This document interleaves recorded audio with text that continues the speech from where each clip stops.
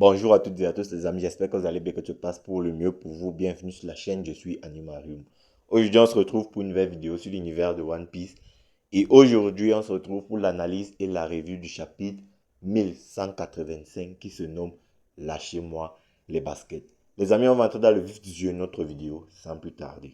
Alors, par rapport au chapitre 1184, je vous avouerai que jusqu'aujourd'hui, je suis toujours autant choqué que des gens aient pu faire un lien entre Candle, la reine d'Hesperia et Dracul Mihawk, le meilleur sabre au monde, juste à cause des onomatopées et du fait que les deux personnages soient des escrimeurs. Franchement, les mecs, j'aimerais qu'on se pose 2 secondes et qu'on observe juste l'état de la communauté One Piece en ce moment. C'est juste une dinguerie, les mecs. Je ne sais pas si on se rend compte à quel point les gens vont chercher loin. Parce que moi, lorsque j'ai vu ce lien que les gens essaient de faire entre Candle et Mihawk, ça m'a vraiment choqué. Parce que, encore une fois, comme je l'ai dit dans mon analyse et revue du chapitre précédent, si je n'étais pas passé sur Twitter, que je n'avais pas regardé la review d'autres créateurs de contenu, je n'aurais jamais trouvé un quelconque point commun entre Candle et Mihawk. Juste parce que ça n'existe pas. Il n'y en a juste pas. Mais les gens ont réussi à lier les deux personnages par des onomatopées. Franchement, j'ai trouvé ça dingue. Je vous promets, j'ai trouvé ça abusé. Vraiment, pour moi, ça partait de trop loin. Franchement, ça partait de trop loin. Il n'y avait absolument rien qui pouvait concrètement lier les deux personnages. Parce que Miyoko aujourd'hui a 43 ans et Candle est morte il y a 63 ans. Cela voudrait tout juste dire que lorsque Miyoko est née, Candle était morte il y a une vingtaine d'années. Donc, dans aucun monde possible, les deux personnages ne peuvent être mère et fils. Maintenant, la seule façon de lier les deux personnages par un potentiel lien de sang serait que Gunko aurait enfanté en étant sur Marie-Joie et l'enfant aurait été potentiellement dans un monde alternatif, dont Dracul Mihawk. C'est la seule façon de lier Candle et Mihawk. Donc les mecs, moi je pense que c'est ça qui me différencie un peu de vos créateurs de contenu favoris, surtout en ce qui concerne les rapports de force. Parce que la majorité des créateurs de contenu sont trop dans l'abstrait, dans l'imagination. Moi je suis très axé sur le concret. Parce que les mecs, je vais vous dire un truc, je suis tombé sur une vidéo récemment là où il y avait un gars qui faisait le top des personnages les plus puissants de l'univers de One Piece. Et où est-ce que j'ai été surpris et choqué dans cette vidéo, c'est que, bon, le mec a mis Barbe Noire en termes de puissance devant Shanks. Je suis désolé, je me souviens plus du blast du youtubeur, du créateur de contenu en question, mais bref. Bon, je disais que le mec a mis Barbe Noire en termes de puissance devant Shanks. Et il a justifié ça par le fait que selon lui, Barbe Noire n'a pas encore utilisé le plein de son potentiel et qu'il est sûr que lorsque Barbe Noire utilisera le plein de son potentiel, il sera supérieur à Shanks. Bon, si on parle de ce principe-là, il n'y a pas de problème. Sauf que dans la même vidéo, et c'est là où ça devient drôle, il a mis des personnages tels que Roxy Xebec, si je ne dis pas de bêtises parce que je ne me souviens plus exactement de son placement, mais bref, je sais qu'il a mis des personnages devant Barbe Noire et il a justifié ça par le fait que c'est parce que Barbe Noire ne nous a pas encore montré le plein de son potentiel, c'est parce qu'il n'a pas encore utilisé son plein potentiel qu'il ne peut pas être plus haut dans ce classement. Je ne sais pas si on se rend compte. Donc, c'est-à-dire, il utilise un même argument pour justifier deux choses complètement différentes. Il te dit, Shanks ne peut pas être devant Barbe Noire parce qu'il est sûr que lorsque Barbe Noire va utiliser le plein de son potentiel, il sera supérieur à Shanks. Mais il te dit aussi que Barbe Noire ne peut pas être devant Xebec parce que Barbe Noire n'a pas encore utilisé le plein de son potentiel. Vraiment, c'est une dinguerie de voir à quel point les fans de la communauté One Piece sont dans l'imagination, dans l'anticipation. Parce que quand moi je viens ici vous dire que selon ce que j'ai vu de Imu depuis son apparition, Imu ne m'a pas semblé plus impressionnant qu'un Xebec sous Domi Reversi. Eh bien, c'est parce que moi je pose les deux personnages sur la balance, je regarde les feats des deux personnages, moi je vois que Xebec me paraît beaucoup plus impressionnant. Parce que Xebec Domi Reversi débarque et one shot Barbe Blanche, Kaido et Big Mom. Là où Imu apparaît et il dégage Zoro et Sanji sans les one shot et derrière il te coupe les doigts de Gurt et le pied de Stansen qui plus tard seront recollés. Donc, Imu, franchement, moi, ça ne m'avait pas impressionné plus que ça. Ça ne m'avait pas paru aussi impressionnant que la prestation de Xebec sous Domi Reversi. Et derrière, Imu est jusqu'à preuve du contraire, jusqu'aujourd'hui, en train de faire un 1v1 face à Loki. Bon, moi, je vous avais dit que Imu ne me paraît pas forcément plus impressionnant que Xebec sous Domi Reversi à l'heure actuelle. Parce que avec vous, il faut toujours ajouter certaines précisions. Parce que il est bien possible que Imu plus tard nous dévoile une puissance jamais vue dans l'univers de One Piece. Surtout quand on parle du principe que Imu est potentiellement l'antagoniste final de l'œuvre One Piece. Et même en termes de chara design, là où moi je voyais beaucoup s'enflammer, moi, Imu ne me paraissait pas si, voilà, comment dire, si impressionnant que ça avec... Parce que franchement, les gars, je vous avais pris des exemples. Je vous avais dit, quand tu vois un antagoniste comme Doflamingo, bah il en jette. Le mec, il en jette, que ce soit Doflamingo, Madara, Pain. Quand je parle de Pain, je parle globalement de Tendo. Ce sont des antagonistes qui en jettent. Mais Imu me paraît plus antagoniste d'Isekai. Voilà, un peu. Il me ressemble un peu à Acnologia. Je sais pas. Je crois qu'il y avait des gens qui avaient fait le rapprochement entre Imu et Acnologia. Voilà, c'est pas... Je dis pas que c'est mauvais, mais pour moi, c'est pas transcendant comme les Doflamingo, les Madara, les Pain. Franchement, c'est pas transcendant jusqu'à preuve du contraire. Jusqu'aujourd'hui, ne m'impressionne pas plus que ça. Et moi, je suis dans la logique, dans l'instant présent. Peut-être après, Imu sera beaucoup plus impressionnant, il n'y a pas de problème. Mais de ce qu'on voit là, aujourd'hui, tu ne peux pas dire que Imu c'est l'antagoniste waouh de One Piece. C'est même pas le meilleur de One Piece à l'heure actuelle. Bref, je pars un peu dans n'importe quoi, je dis un peu tout et n'importe quoi pour le moment. Donc, on va analyser ce chapitre à proprement parler. On va revenir dans l'analyse, vu que j'avais déjà commencé l'analyse à part là, de Candle un peu plus tôt. Bon, maintenant, en ce qui concerne Louvain, qu'on soit déjà d'accord, hein, il est absolument pas mort. Alors, je sais pas pourquoi beaucoup n'ont pas mis l'accent sur ça, à mon avis. Il n'y a aucun monde où Louvain est mort. Pourquoi? Parce qu'on sait que bah, les personnages qui sont demi-réversibles, ils subissent un coup fatal, lorsqu'ils se font tuer, ils reviennent à leur état normal, leur état naturel. Et là, on voit Louvain sous demi-réversible qui est couché au sol. Donc, il est fort probable que dans le chapitre prochain, Louvain se relève, que ce soit en tant que demi-réversible ou en tant que humain.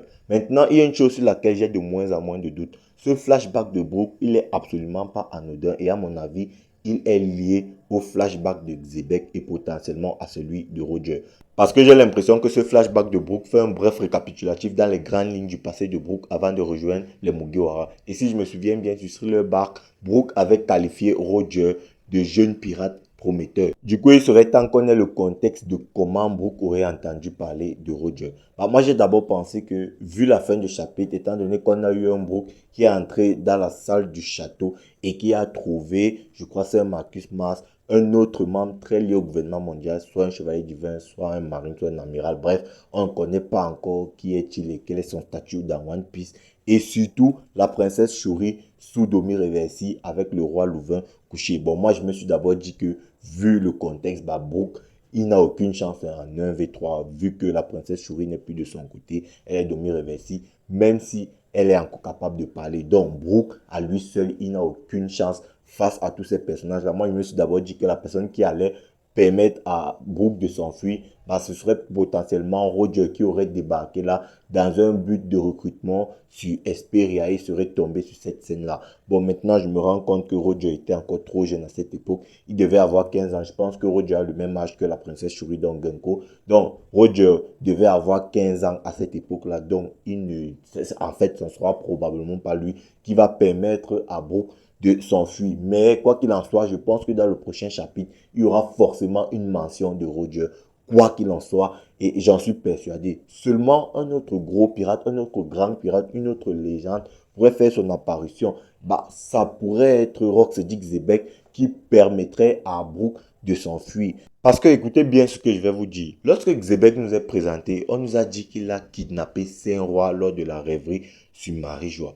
Bon, ça ne vous semble pas un peu bizarre qu'on n'ait jamais su ce que Xebec aurait fait de ces Saint-Rois-là? À mon avis, il ne les a pas kidnappés. Le gouvernement mondial a juste transformé cette information, mais il aurait plutôt sauvé ces rois de l'esclavage. Parce que, à mon avis, bah, le prince Louvain, tel qu'il est couché là, il va se relever, comme je l'ai dit, et Brook va s'enfuir avant qu'il ne se relève. Peut-être même qu'il va se relever devant les yeux de Brook, mais Brook va penser qu'il a été tué dans cette scène-là, dans ce bourbier-là. Mais bref, bon, Xebec était potentiellement donc lié à ces rois, étant donné que Xebec, lui aussi, il vient de West Blue. Donc, Xebec était potentiellement lié à ces rois-là. Et comme on l'a vu dans ce chapitre, il y a un random qui a prétendu qu'il y aurait aussi un autre pays qui aurait coulé après le passage du gouvernement mondial. Donc, Xebec partait potentiellement délivrer ces rois-là qui avaient été esclavagisés, dont Louvain qui lui aussi est esclavagisé depuis 5 ans. Parce que c'est tout à fait le genre de Xebec, délivrer les esclaves du gouvernement mondial parce qu'il déteste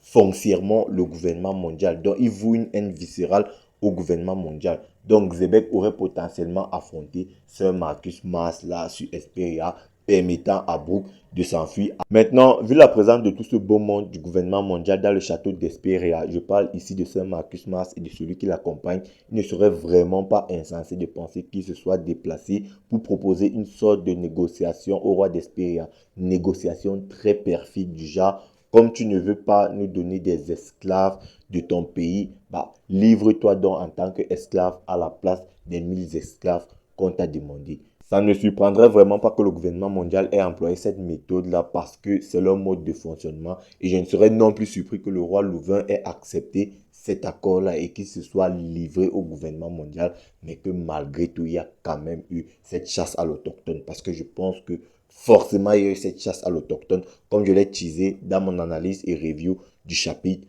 précédent. Donc après ce qui se serait passé avec la princesse Shuri, le roi Louvain se serait relevé et il aurait été amené sur Marie-Joie pour être traité en tant qu'esclave. Et je pense vraiment, il y a aussi eu un pacte lié à sa fille, voilà. Elle devient esclave, sinon ta fille sera ci ou sera ça. Lorsqu'elle sera sur Marie-Joie, bon, elle sera traitée différemment, elle ne sera pas esclavagisée et tout. C'est pourquoi elle se retrouverait toujours dans la salle fleurie aux côtés de Imu. Franchement, je pense qu'il a dû y avoir un truc comme ça. Mais je pense aussi que Shuri est bel et bien la fille de Louvain, vu qu'il y a énormément de doutes à ce sujet quand on se réfère au traitement qu'elle a sur Marie-Joie. Elle est l'esclave personnelle de Imu, contrairement aux autres dragons célestes et même aux chevaliers divins, qui eux ont encore leur conscience, leur libre arbitre, leurs souvenirs et même leur nom, comme on peut l'avoir vu avec Shanks. Lorsqu'il est revenu sur le château de Pangea, on ne lui a privé d'absolument rien, il avait encore ses souvenirs, son nom, sa conscience et son libre arbitre. Là où avec Genko, complètement tout lui a été retiré, son nom, elle est quittée de la princesse Shuri d'Hesperia à Genko qui a une signification très péjorative. Je pense c'est enfant guerrier ou un truc comme ça, je me souviens plus exactement. Il s'appelle maintenant Genko Manmeyer. Sa conscience, ses souvenirs, elle ne se souvient absolument plus de Brooke et même son libre arbitre, elle est actuellement l'esclave personnel Jim Sama.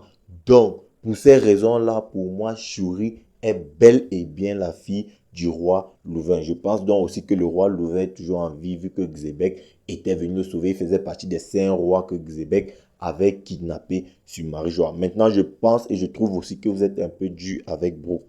À mon avis, dans cette situation où il a vu la princesse Shuri tuer son père, moi je pense que tout être humain à la place de Brooke n'aurait pas fait attention à l'apparence physique de la princesse Shuri en essayant de regarder, lui elle a les ailes, elle est contrôlée et tout. Non, ce qu'il aurait frappé, c'est ce qu'il aurait vu. Bon, bien évidemment, il y en a qui vont me parler, il a été 50 ans dans le triangle de Floria et tout, donc il a eu 50 ans pour réfléchir, peut-être, mais croyez-moi sur parole, ce n'est absolument pas incohérent.